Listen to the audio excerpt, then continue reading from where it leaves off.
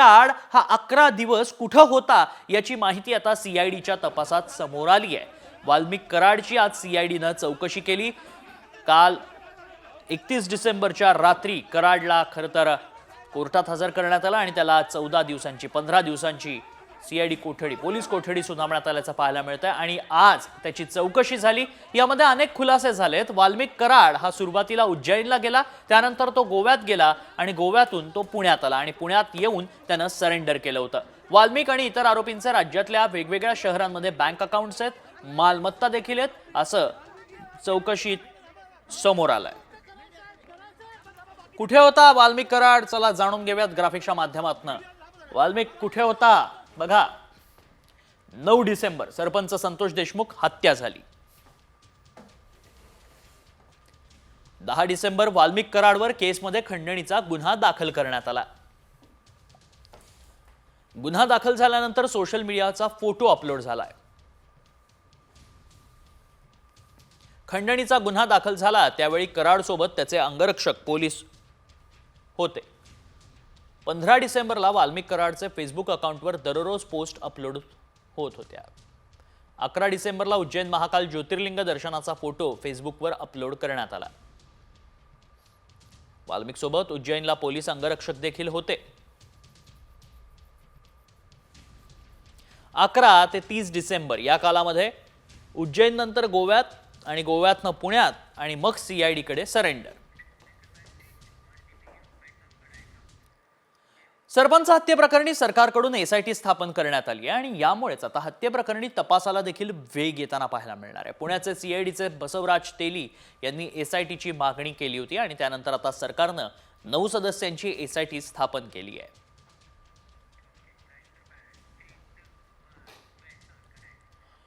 Valmik कराडनं CID पुढे शरणागती पत्करल्यानंतर आता सीआयडीनं आपला मोर्चा हा संतोष देशमुख हत्या प्रकरणातल्या मुख्य आरोपी सुदर्शन घुलेकडे वळवलाय।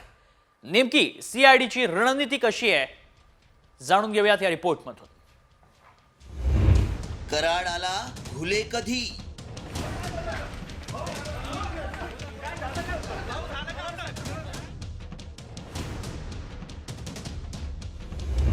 कराड नंतर सीआयडीच्या रडारवर घुले।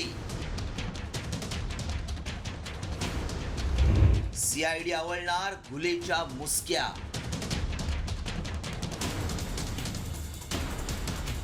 मस्साजोगचे सरपंच संतोष देशमुख यांच्या हत्या प्रकरणातील संशयित आरोपी वाल्मिक कराडनं शरणागती पत्करली।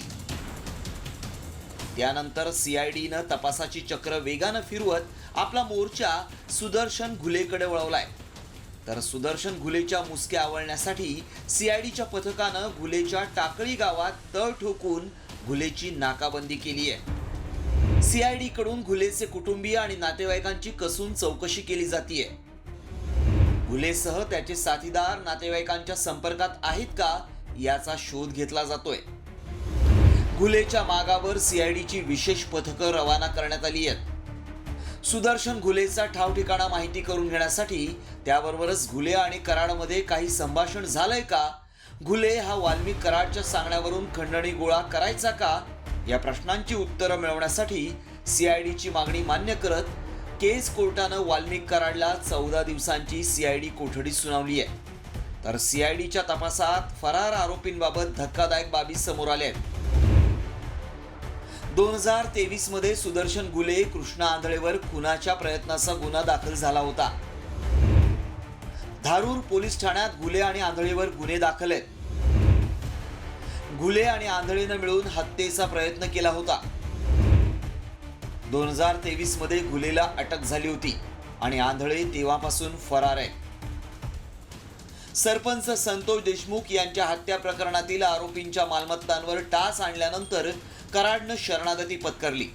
मात्र आता सीआयडीनं घुलेच्या नातेवाईकांची चौकशी सुरू केल्यानं घुले शरणागती पत्करणार की सीआयडी फरार घुलेसह कृष्णा आंधळे आणि सुधीर सांगळेच्या मुसक्या आवळून या प्रकरणाचा छडा लावणार याचीच उत्सुकता आहे।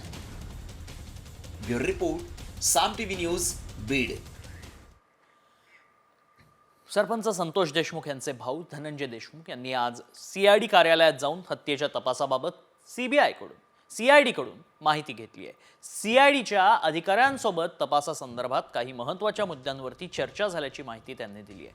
सीआयडीनं मला बोलावलं नाही, मात्र मी स्वतः माझ्या बाजूनं काहीही कमी पडू नये यासाठी आल्याचं देशमुखांनी म्हटलंय। मी स्वतः आलतो, मी परवा दिवशी पण स्वतः आलो होतो की तपास कुठपर्यंत चालू आहे, काय फॉलोअप घ्यायचं आहे माझ्यासाठी, मी काय करू शकतोय किंवा समजा त्यांनी काय काय केलेलं आहे सगळं ते मांडण्यासाठी मी परवा पण स्वतःहून आलो होतो, आत्ता पण आलो होतो। मला कोणीही बोलवलं नाही किंवा काही नाही। माझ्या जे काही रिक्वायरमेंट आहेत तपासण्यामध्ये मला असं वाटू नाही की मला ही माहिती नाही, त्यासाठी मी आलो होतो स्वतःहून आणि फॉलोअप घेतोय मी की कुठपर्यंत काम आलंय। आणि आता मंत्री धनंजय मुंडेंबाबत एक सगळ्यात मोठी बातमी समोर येते। धनंजय मुंडेंवरती पक्षातलेच वरिष्ठ नेते हे नाराज असल्याचं कळतंय, अशी माहिती सूत्रांकडून मिळतेय।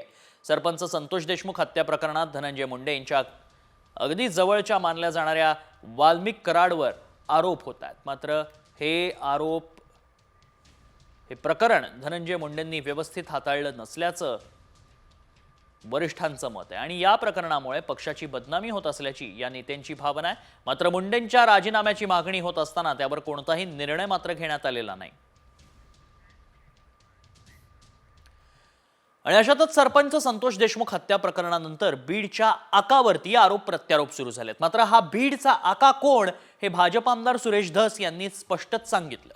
नेमकं काय म्हणालेत सुरेश धस पाहूया। बीडचा आका धनंजय मुंडेच।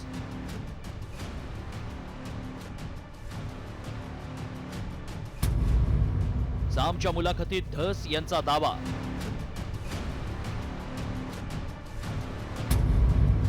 धस यांच्या दाव्यानं मुंडेंच्या अडचणी वाढणार।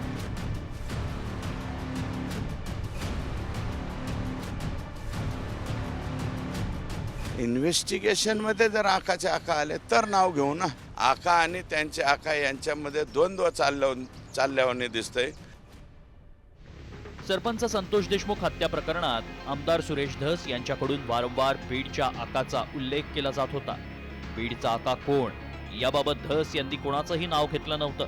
आकाचे आका हे मंत्रिमंडळात असल्याचं सांगत धस मुंडेंवर अप्रत्यक्ष निशाणा साधत होते। मात्र पहिल्यांदाच साम टीव्हीच्या मुलाखतीत धस यांनी धनंजय मुंडे हे बीडचे मोठे आका असल्याचा उल्लेख करत खळबळ उडवून दिली आहे। छोटे आका म्हणजे वाल्मिकांना यांनी मोठ्या आकांना जर काही फोन बिन केले, मोठे आका म्हणजे धनंजय मुंडे साहेब। एवढंच नाही तर वाल्मिक कराडांनी धनंजय मुंडेंना फोन केले असतील तर त्यांच्या अडचणी वाढणार असल्याचा इशाराही धस यांनी दिलाय। हे आकांनी जर मोठ्या आकाला फोन केला असेल आणि मोठ्या आकांनी जर आदेशित केलं असेल की असं करा किंवा तसं करा, ते आदेशित करतील असं मला वाटत नाही। पण समजा केलं असेल तर मग मोठे आका सुद्धा अडचणीत येऊ शकतात। सत्ताधारी आणि विरोधी पक्षाचे आमदारांकडून धनंजय मुंडेंच्या हकालपट्टीची मागणी जोर धरतीये। मात्र अजित पवारांच्या राष्ट्रवादीनं धनंजय मुंडेंचा बचाव केलाय। दबाव जरी असेल तर फडणवीस साहेब हे तसे खूप म्हणजे स्ट्रिक्ट आहेत। त्यांना दूरचा जवळचा महायुतीचा असं म्हणण्यापेक्षा जे दोषी असतील त्यांच्यावर ते ॲक्शन घेतील, परंतु निव्वळ रेटा आहे म्हणून ॲक्शन घेणं हे त्यांना आवडणार नाही असं मला वाटतं। सीआयडीनं वाल्मिक कराडला अटक केली आहे। त्यातच सत्ताधारी भाजपचे आमदार सुरेश धस यांनी कराड हे छोटे आका तर धनंजय मुंडे हे बीडचे मोठे आका असल्याचा उल्लेख केलाय। त्यामुळे कराडानंतर सीआयडी आपला मोर्चा मंत्री धनंजय मुंडेंकडे वळवणार का आणि मुंडेंची चौकशी करणार का याकडे राज्याचं आता लक्ष लागलंय। ब्युरो रिपोर्ट, साम टीव्ही। वळूयात पुढच्या बातमीकडे। मुख्यमंत्री देवेंद्र फडणवीसांचा अर्बन नक्षल संदर्भातील व्हिडिओ फेरफार प्रकरणी एकाची ओळख पटवण्यात आली आहे। वरळीचा रहिवासी असलेल्या पद्माकर नावाच्या व्यक्तीनं पहिल्यांदा व्हिडिओ पब्लिश केल्याचा दावा महाराष्ट्र सायबर सेलनं केलाय। पद्माकरला उद्या चौकशीसाठी महाराष्ट्र सायबरनं समन्स बजावलंय। दंगल भडकवण्याच्या उद्देशानं व्हिडिओत फेरफार केल्याचा आहे सायबर महाराष्ट्राचा दावा आहे। महाराष्ट्र सायबरनं हा दावा केल्याचं पाहायला मिळतं। दंगल भडकवण्याच्या उद्देशानं हा फेरफार करण्यात आल्याचं सांगण्यात येत आहे। मुख्यमंत्र्यांचं भाषण मोडतोड करून व्हायरल करण्यात आलं।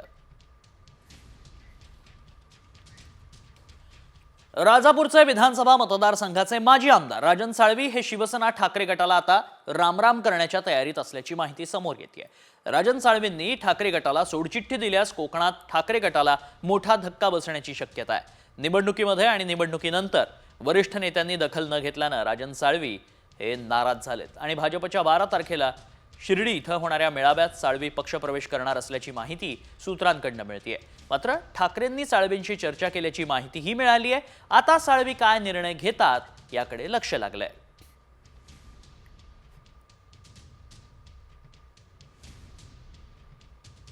राजापूरचे माजी आमदार आणि उद्धव ठाकरेंचे खंदे समर्थक अशी साळवींची ओळख. राजापूर मतदारसंघातून सलग 3 वेळा ते निवडून आलेत. 2024च्या निवडणुकीत वरिष्ठ नेत्यांनी दखल न घेतल्यानं नाराज आहेत. कुटुंबाच्या मागे पुन्हा एसीबीचा ससेमिरा लागण्याची चिंता आहे. बेहिशेबी मालमत्ता जमवल्याचा आरोप आहे आणि याआधी 6 वेळा एसीबीकडून चौकशीही झाली आहे. मंत्री दत्तात्रय भरणेंनी पुणे जिल्ह्याच्या पालकमंत्री पदाबाबत एक मोठं भाष्य केलंय. कुणी काहीही बोलावं पण पुण्याचा पालकमंत्री केवळ अजित पवार हेच होतील असं दत्तात्रय भरणे यांनी म्हटलंय. काही दिवसांपूर्वी पुण्याच्या पालकमंत्री पदाबाबत मंत्री चंद्रकांत पाटील यांनीही सूचक भाष्य केलं होतं.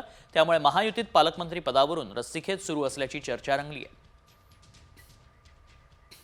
पालकमंत्री तर तुम्हाला मी सांगतो, कुणी काय म्हणू द्या, या जिल्ह्याचे पालकमंत्री अजितदादा पवार साहेबच होतील. लेट वगैरे अजिबात नाहीये.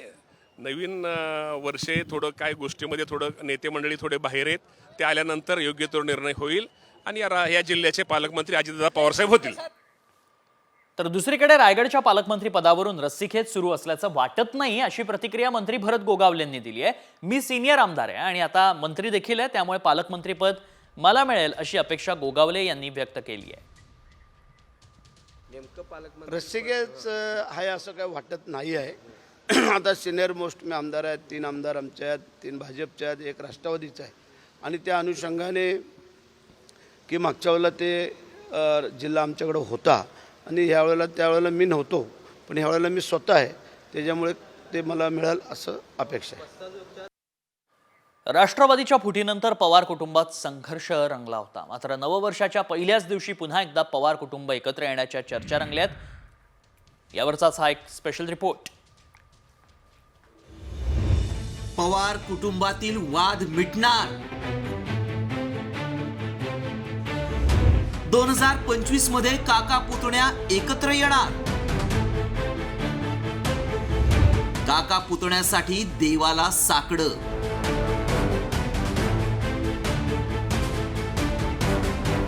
नववर्षाच्या पहिल्याच दिवशी पवार कुटुंब एकत्र येण्याच्या चर्चांनी जोर धरलाय. त्याला कारण ठरलंय अजित पवारांच्या आई आशा पवार यांनी विठुरायाला घातलेलं साकडं. पवार कुटुंबातील वाद मिटून पवार कुटुंब एकत्र यावं असं साकडंच अजित पवारांच्या आईनं विठुरायाला घातलंय. सगळे वाद संपू दे देवाला सांगितलं. पांडुरंगाला दाराच्या मागची सगळी जाऊ दे. शरद पवारांना अजित दादा एकत्र यावे. हो हो पांडुरंगाला ऐकणार. हो ऐकणार. दुसरीकडे अजित पवारांच्या राष्ट्रवादीचे मंत्री नरहरी झिरवळ यांनीही पवार कुटुंब एकत्र येण्याविषयी आशावाद व्यक्त केलाय. तर रामदास आठवलेंनीही पवारांना एनडीएत येण्यासाठी साथ घातली आहे. आम्ही तर पांडुरंगालाही साकडं घालू, आपण सगळेजण मिळून घालू, पण पवार साहेबांना पांडुरंगाच्या जागेवर पाहून आपण सगळे मिळून पवार साहेबांनाच विनंती करू का एकत्र जर आलात तर आमच्यासारख्या सर्वसामान्याची जी हेळसांड होते ती होणार नाही, म्हणून ते एकत्र येतील. कारण ते तसे दूरदृष्टीचे आणि समाजाची काय हेळसांड होते हे त्यांना माहीत आहे, म्हणून तसा तो विचार निश्चित केला जाईल असं मला वाटतं. हे दोन्ही जे नेते आहेत त्या दोन्ही नेत्यांनी एकत्र यावं अशी इच्छा व्यक्त केलेली आहे. तर आमची इच्छा तीच आहे की पवार साहेब आणि शरद पवार साहेब आणि अजित पवार साहेब दोघांनी एकत्र आलं पाहिजे. आणि मी अनेक वेळेला ही भूमिका मांडलेली आहे की पवार साहेबांनी एनडीए सोबत आलं पाहिजे. राष्ट्रवादीच्या फुटीनंतर पवार कुटुंबातही फूट पडल्याचं दिसून आलं. लोकसभा आणि विधानसभेतही पवार कुटुंबात संघर्ष दिसून आला. त्यानंतर पवार कुटुंबाचा पारंपरिक दिवाळी पाडवाही वेगवेगळा साजरा झाला. त्यामुळे पवार कुटुंबात कटुता निर्माण झाल्याची चर्चा रंगली आहे. मात्र विधानसभा निवडणुकीनंतर पवार कुटुंबातील महिलांनी कुटुंब एकत्र येण्यासाठी पुढाकार घेतलाय. कदाचित महाराष्ट्रातल्या सगळ्या जनतेला दादांवरही तेवढंच प्रेम करतात, साहेबांवरही तेवढंच प्रेम करतात. त्यामुळे त्यांना असं असं त्यांनाच असं हे झाल्यासारखं झालं की इकडे जाऊ का इकडे जाऊ, डावं उजवं असं झालंय. त्यामुळे कदाचित त्या कार्यकर्त्यांनाच वाटतं की परत सगळं कुटुंब एकत्र असावं.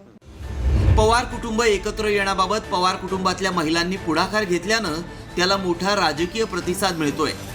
त्यामुळे पवार कुटुंब एकत्र येण्यासाठी अजित पवारांच्या आईनं विठ्ठलाला घातलेलं साकडं विठुराया ऐकणार का आणि पवार कुटुंब एकत्र येणार का याकडे राज्याचं लक्ष लागलंय. मात्र पवार कुटुंब एकत्र आल्यास राज्यात मोठी उलथापालथ होण्याची शक्यता नाकारता येत नाही. ब्युरो रिपोर्ट, साम टीव्ही न्यूज.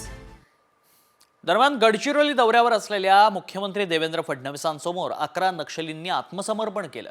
यावेळी बोलताना मुख्यमंत्र्यांनी नक्षलवाद संपवण्याचा सरकारचा निर्धार असून गडचिरोली माओवाद्यांपासून मुक्त होईल असा विश्वास व्यक्त केलाय. मुख्यमंत्री देवेंद्र फडणवीसांनी गडचिरोली जिल्ह्याचा पालकमंत्री होण्याची इच्छा व्यक्त केली होती. त्यानंतर नव्या वर्षाच्या पहिल्याच दिवशी मुख्यमंत्र्यांनी गडचिरोलीचा दौराही केलाय. मला या गोष्टीचा अतिशय आनंद आहे की आमच्या पोलिसांनी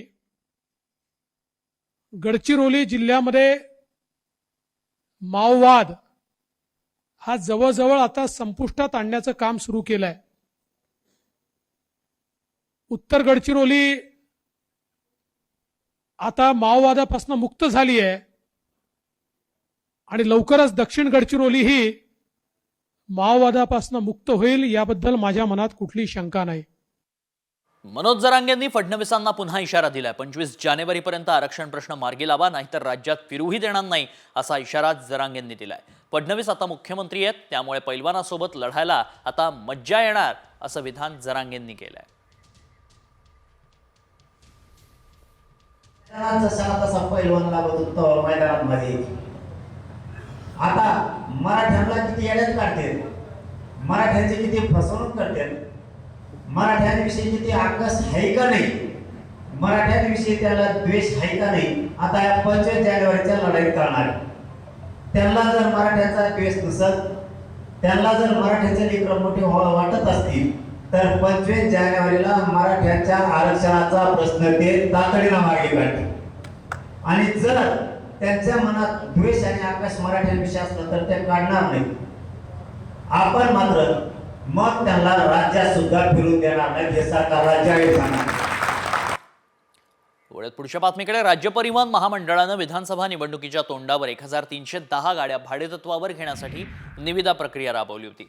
मात्र हा निर्णयच आता वादात सापडला. सरकारला अंधारात ठेवून निर्णय घेतल्याचं समोर आलंय. या प्रकरणी आता मुख्यमंत्र्यांनी चौकशीचे आदेश दिलेत. पाहूया. एसटी मध्ये 2000 कोटींचा घोटाळा. भाडे तत्वावर बस घेण्याचा निर्णय वादात.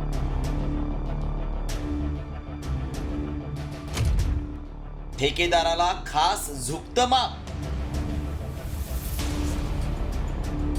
राज्य परिवहन महामंडळानं 1310 बस गाड्या भाडे तत्वावर घेण्याचा निर्णय सरकारला अंधारात ठेवून घेतल्याचं समोर आलंय. हा निर्णय वादाच्या भोवऱ्यात अडकलाय. या व्यवहारात महामंडळानं ठेकेदारावर खास मेहरबानी दाखवल्याचं बोललं जातंय. त्यामुळे महामंडळाला सुमारे 2000 कोटींचा आर्थिक फटका बसला असण्याची शक्यता आहे. त्यानंतर आता मुख्यमंत्री देवेंद्र फडणवीस यांनी निर्णयाला स्थगिती दिली असून परिवहन विभागाच्या अप्पर सचिवांमार्फत चौकशीचे आदेश दिल्याची माहिती सूत्रांनी दिली आहे.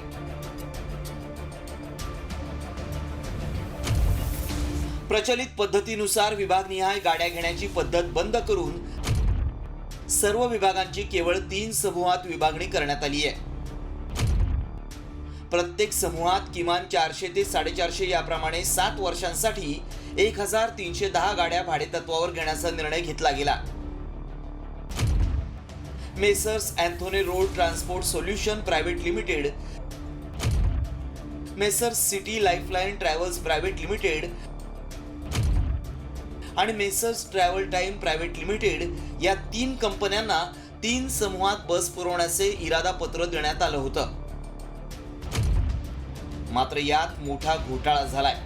या निर्णयामुळे सुमारे 2000 कोटींचं नुकसान होऊ शकतं अशी माहिती मुख्यमंत्र्यांना देण्यात आली आहे. परिवहन मंत्री या प्रकरणात लक्ष घालतील, दोषींवर कारवाई करू असं एसटी महामंडळाचे अध्यक्ष भरत गोगावलेंनी म्हटलंय. आत्ताच तर परिवहन मंत्री म्हणून प्रताप सरनाईकांनी चार्ज घेतलेला आहे. मला निवडणुकीच्या 15 दिवस अगोदर हा चार्ज मिळाला होता मंडळाचा, परंतु आता हे परिपूर्ण मंत्री आहेत, त्यामुळे जे काय असं काय झालेलं असेल, घडलं असेल, त्याची चौकशी करून जो कोण असेल त्याला शासन होईल. या घोटाळ्यातील काही बाबींवर प्रकाश टाकूयात.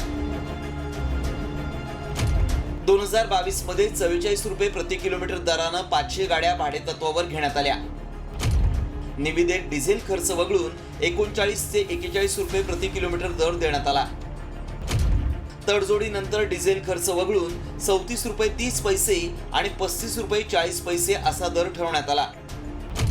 डिझेल खर्च प्रति किलोमीटर 20 ते 22 रुपये असल्यानं एसटीवर भार पडत होता. मागच्या निविदेच्या तुलनेत प्रति किलोमीटर 12 रुपये अधिकचा भार पडला.